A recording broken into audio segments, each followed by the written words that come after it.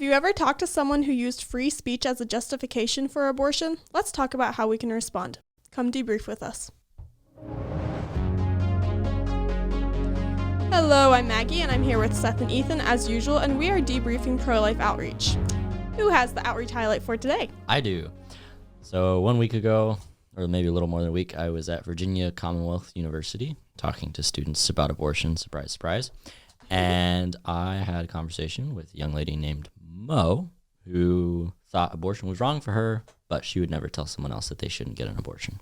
And we were going back and forth until one point I sort of noticed that she was just staring at the sign, and so I stopped talking, and we were both silent for a while, and she started to cry, and she was just wow. It's wrong. People shouldn't do it. I don't think people should do it. Mm-hmm. Wow. And so it was just a really cool moment in which, you know, the signs work, and sometimes you just need to shut up and not talk. Silence is powerful. Process. Not on a podcast, really. But silence works really well in outreach. Yeah. Yep. It's So, hard though to shut your mouth and not say something, but that's cool. Yeah. The power of the image. Yeah. Yep. Ah, that's a really cool story. I'd not heard that before. Hey, Mo. Shout out to Mo. Yeah, I used to know someone named Mo, but it wasn't her real name. Anyway. That's an important story. Let's talk about that. All right. Actually, let's talk about our clip for All today. right, here we go. So this was a clip at a high school, and it's Grace's clip, and we can just listen to it now. Hey guys, what do you think about abortion? Do you think it should be legal? Yeah, why is that? Because some people can't take care of babies on their own.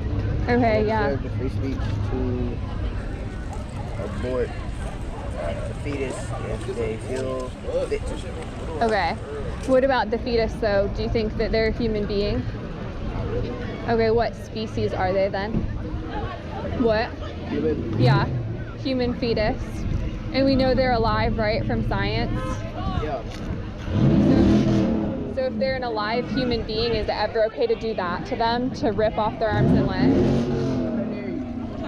What? If they're a human and they're alive, is it ever okay to rip off their arms and legs? I guess so.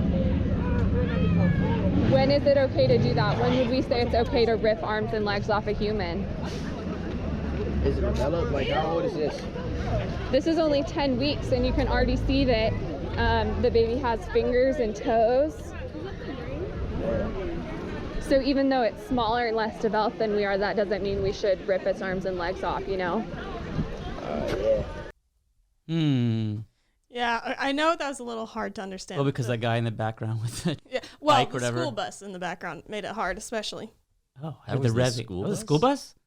That's quite a muscle Whoa. car of a school bus. I didn't ride that kind of bus That's in a school. souped up school bus. Okay, Yeah. maybe it's. I'm not sure about that.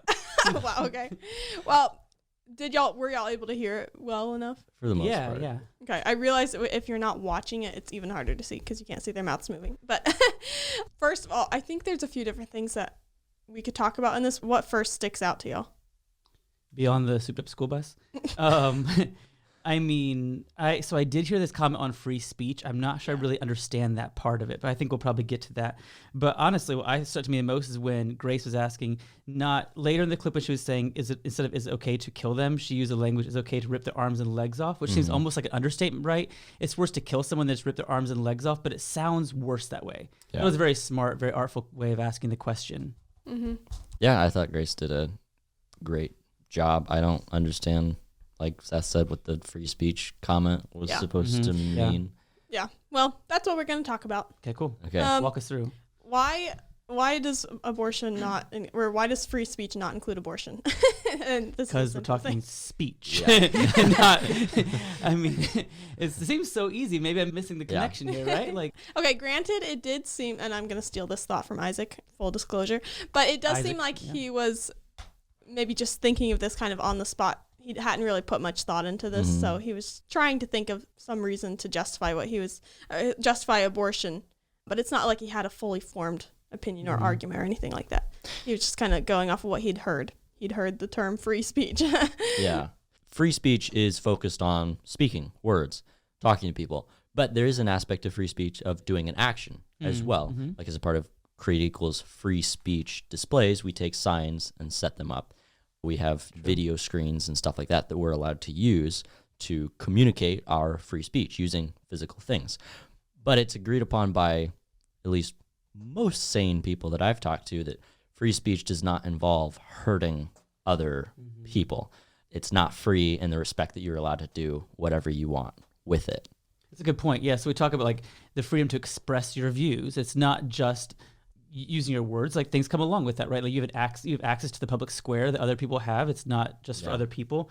So that's a really good point. I think you're right. But there are limits to your freedom. I mean, even with words alone, we have some laws about things you can't say, right? Libel or screaming fire and that kind of in certain places, right? There are rules on that which make common sense. So the question is, does my freedom to believe what I want to believe about the embryo inside of me, if I'm a woman, is included in that belief, the ability to act upon my beliefs and remove that person? So I guess I can see how you'd get there, right? The question, I guess what we would respond and say is that you may believe whatever you want to believe, but there still is reality, right? Yeah. The reality is whether or not you acknowledge there's a human being inside of you, there are still rules in a civil society about how we treat those human beings, regardless of what you see them as. Yeah. Well, I have to say, I was impressed with the thought that you just said, Ethan, about... But not mine. Yes, yours, obviously. And well done, my Ethan. spot on the debrief. Well, okay, but... No, go ahead. Because how Seth pointed out how, like, there doesn't seem to be a connection between free speech and abortion, because one's an action and free speech is about speech. But you pointed out, Ethan, that even with our free speech displays where we go out to college campuses, there is action involved in that. So I didn't think of that connection right off. But yeah, you're exactly right, Seth. We're not allowed to hurt people just because we are allowed to think what we want. Yeah, I don't think we're trying to create a thought police here where the government can tell us what to think and what to believe. I know there are those who would like that. Atheist Sam Harris has said before that some ideas are so dangerous there should be some kind of punishment. I can't remember exactly what he said, but some kind of ramifications for what you believe. That's a dangerous view. We are just saying that when you go to harm someone, at minimum, there should be some kind of state action there to stop you from harming someone. Wouldn't we agree, though, that ideas do have consequences and ideas can be dangerous? Why is it that we don't think we should censor those, and why is it a good idea still to allow those ideas to run freely? And what is our hope despite that? Well, that's a good point, right? So, I mean, I think it's a question of how do you correct bad thinking, right? There's a well-known phrase, ideas have consequences. John Stonestreet has added, and bad ideas have victims, which is very, very true, right? So these bad ideas that the baby's not a person, same ideas like people saying that people with black skin aren't people. This has led to abortion, human slavery, so on and so forth. These bad ideas have consequences. So do we just let them go run rampant? No, I don't think so. But if the government just says, we're going to stop this bad idea, I don't think that really works. You can stop people, you can't stop ideas. You know, we talk a lot about Hans and Sophie Scholl. I think it's like a night or the day or two after they were killed, these were students who were fighting against Nazism. For any listeners who don't know the White Rose, they distributed leaflets to expose the crimes of Nazism before the German public. These were students in Germany, and they were then executed for it. Hans and Sophie Scholl, Christoph Probst, the third person in their group, also executed. The day or two after, there was a place painted in Munich, I believe it was, saying Scholl lives. The idea was you've killed the person, you have not killed the idea. So I think functionally you cannot kill ideas. It doesn't work that way. And often the church persecution, Tertullian said the blood of the martyrs is the seed of the church, right? They try to kill the Christian church. It doesn't work. The church thrives. So I think functionally you can't kill an idea. But secondly, I don't think that's the way you should respond anyway. And we don't go out to campuses. Everyone knows this. We don't go out and say, just shut up. We say, let's have an exchange of ideas and see which ideas win the day. And that's far better. What do you think, Ethan? I think that's great, especially paralleling church history and other ideas where people have tried to stomp out an idea by, getting rid of the people who hold the idea rather than actually engaging with it tends to cause that idea to grow. I mean, I'm most familiar with church history and Christendom, exploding because of the Romans persecuting Christians. But we've even seen that with, I think, other ideas in our culture where we try and push them down and not talk about or get rid of the idea itself, and it tends to cause it to thrive. So I think that's a great point 100%. To that philosophical bomb Maggie dropped on us. Nice, Maggie. I think another thing about what he said is that it proves that he just sees preborn people as kind of expendable, as objects, not subjects. and the fact that he thinks that free speech allows us to just hurt them. Like, that's an excellent point, Maggie, because I think like we would all look at trees and think like you can, I mean, I know that's a bad example, but like you could turn a tree into many things, right?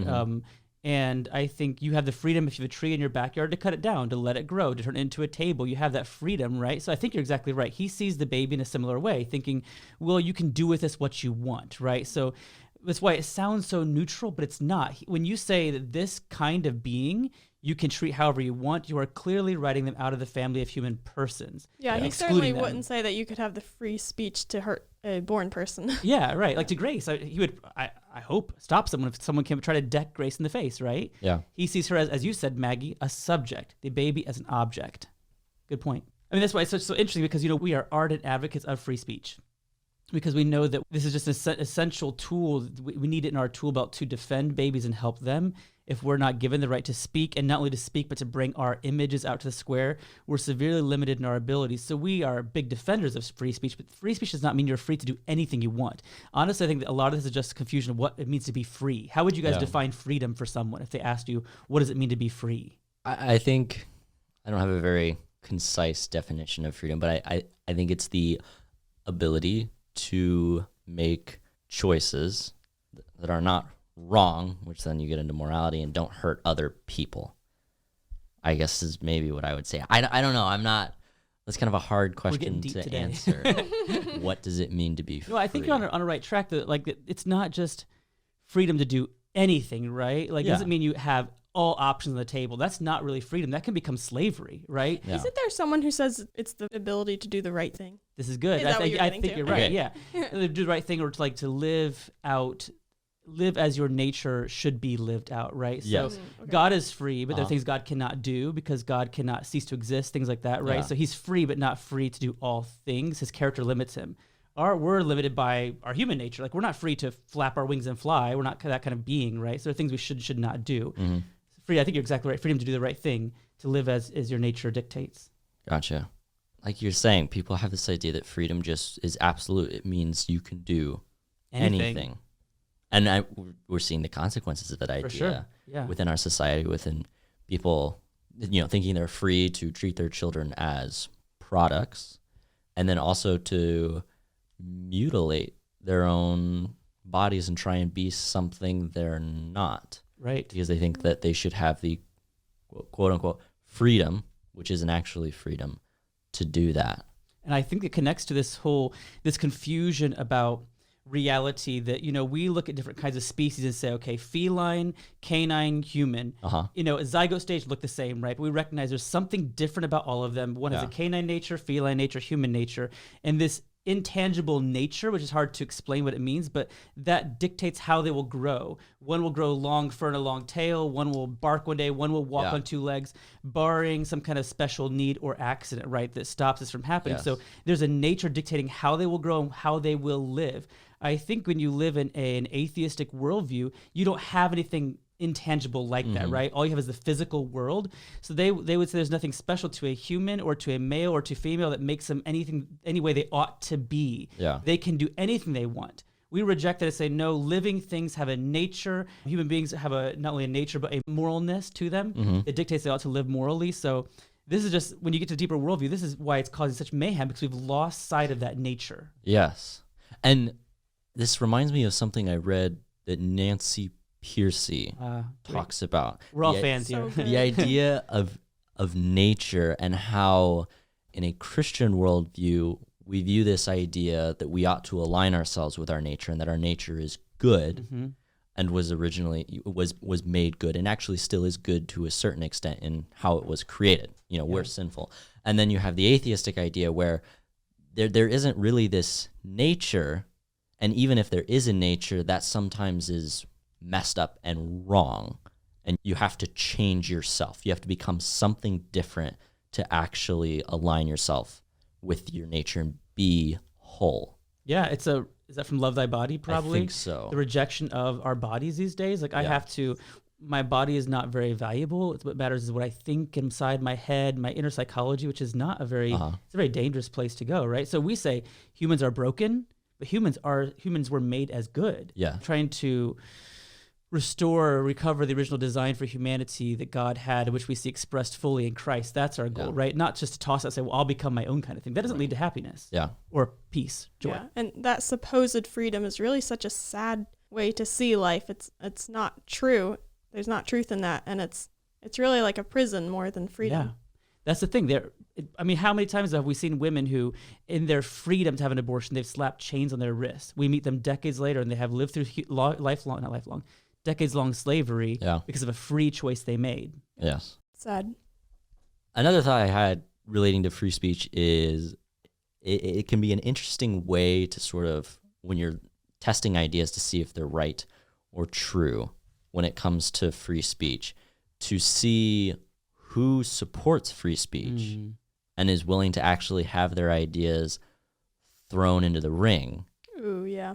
And who wants to censor ideas because they're afraid, maybe they might not say this, but they're actually afraid that their ideas, if put to the test, if thrown in the ring, will not fare well because they're false. This just frustrates me to no end. Yeah. And honestly, because we are called fascists, left and right, and we are consistently, people come and try to censor us. There was the professor in New York who unplugged the TV screen, and now it was hauled away by the police officers. People are bringing bed sheets left and right, and somehow they see us as, they see it as a virtuous act, right? But you're right. This reveals something. I think you're exactly right. Yeah. Which, and I mean, you've done a couple of debates in the past, but I think to date, you haven't found someone to debate you in the last couple of years. Been a bit of time. So if you know anyone who wants to debate Seth, let us know. Shoot us an email. Yes. But yeah, people don't want to engage with ideas they don't think they can beat. Yeah. Which is it makes sense. I wouldn't want to debate with someone I don't think I can beat, but why don't they think they can beat it? Right. Right. It's like, well, in that case, do you just think you're wrong? Well, no, I'm not wrong. Well, then why don't you want to discuss your idea? Yeah. Have they fleshed it all out? You're a fascist. And I was like, okay, sure, I'm a fascist. Call me a fascist. That doesn't tell me whether you think your idea is actually, has a good foundation or not. Do you think it's going to hold water? Well, that's why free speech matters so much, right? So we don't want to just have some outside entity deciding these are the ideas everyone must hold, right? Yeah. We want to have the best idea win. Mm-hmm. That's why when it comes to our evangelism, to our pro-life case, we're always about just advancing, presenting the evidence. We can't make someone change their mind. We all know that, right? Yeah. We present the evidence. We remove obstacles in their mind, whether it be intellectual or emotional, between them and the pro-life case, between them and the gospel. And it's up to them to determine what they think is actually true. So I just think this is why free speech is so important, and why it's just so infuriating to me today. I'm a little older than you guys. I'm a millennial. You're Gen Z, right? Whatever. But both of our generations have been increasingly becoming anti-free speech as opposed to those above us who students on college campuses gave their lives for free speech. We're not very far from Kent State University. We know what happened there. At least if you don't, you should look it up. But now students are pushing for censoring of ideas they don't like. So it's just very interesting. It's so ironic, come back to abortion though, right? So this guy is saying free speech should justify abortion. Literally, this would mean canceling the speech of untold thousands and millions who never will get a chance to speak. So the question is, free speech for who? For all humans, or just for the privileged ones who happen to be born? I think we stand for free speech for all. Yeah. Well, that's a good segue into the next point of the clip that Grace got into, talking about that was good. Good part, yeah. Yeah, she asked that question to him, what species, right? Can't remember exactly what came up in the conversation. It's such a great question, though. I love asking that because, first of all, it's a scientific question. They're all like, we love science, which is, they say it so much, right? But it's such a good, I've also asked the question, what kind of a human is this? Similar question, but I love that she asked, and his question was pretty clear, right? Didn't he say human? Yeah, he was like, yes, it's a human being, which I think makes well, then she asks him, and do all humans have value? Or is it okay to? I think she wanted to that's said it's okay then to rip off the arms and legs of an innocent human, right? Yeah, which, you said, is a creative way to ask that question. I think some people are more disgusted by these small parts of it than the big picture of killing, right? Well, because they'll suffer more. Someone does suffer more if their limbs are ripped off than if they're just killed. Yeah. Yeah. In a sense, I understand that, but still, killing is worse than merely harming. I mean, if you talk about a time when a bomb was dropped and that tens of thousands died, that's a tragedy. But tell me about one person being mutilated, and it's it just gets you on a gut level, right? it's not more wrong since you're still killing innocents, but it's a sucker punch. I don't know what the word is, but No, I mean, that's in journalism. It's, if it bleeds, it leads, and also make it local or make it relevant to the local population by honing in on specific details. Because these big numbers, sometimes they just roll right off our backs and we don't even understand them. Maybe it's a good way just right now, just for any of our listeners who are having these conversations, to remind them of some descriptive ways to talk about abortion. What are things you guys say, kind of like Grace, where she said it's okay to rip someone's arms and legs off? What are things you've said with your language? Obviously, the pictures are most important, but with your words, what have you said to try to communicate that reality? Yeah, that reminds me of, maybe it's when I was with CBR, we were talking about the way that the Black Lives Matter movement, there's something about saying Black lives, like it seems more individual than just life overall. And like you're talking about real people, which is maybe why they have had such a wide influence. Yeah. But also, did you have a thought, Ethan? Well, just in response to Seth's question, when you're within the movement, it feels like you hear them all the time. Yeah. Is the dismembered, decapitated, disemboweled. But honestly, those terms are very, very effective to talking to people who don't hear them every single day. Yeah. So yeah, make it more personal, make it more gruesome. Not that you have to make it more gruesome. It already is. Better describe to someone how barbaric abortion is. Yeah, and with the pill abortions, we know it's not D words, decapitate, dismember, disembowel, discard them in the trash. You have the S words, right? Starved, suffocated, swirled down the toilet. Yeah. So those words are very good. I think just even thinking about how the abortions happen and trying to find like word picture associations with people our size, like with the DNC, where they're going to suck the baby through the tube and she's ripped apart her flesh. Yeah. Trying to describe like, what would it be like to have your body sucked through a wind tunnel so strong it severs your limb from limb, right? Like that would be a really horrible experience.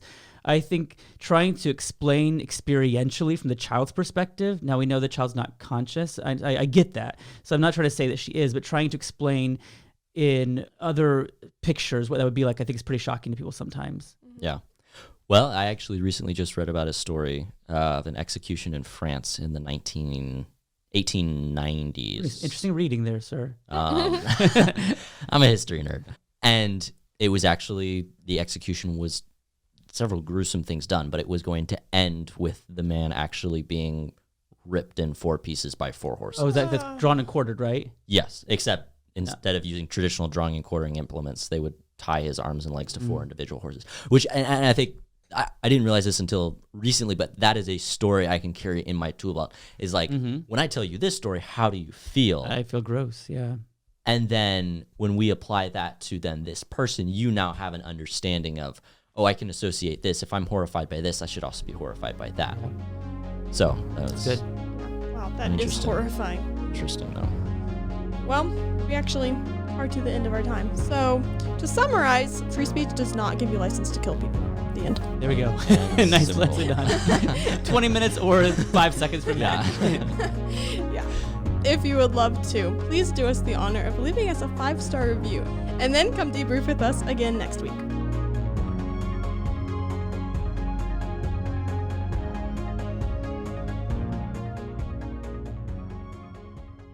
Pep in your step. Oh yeah.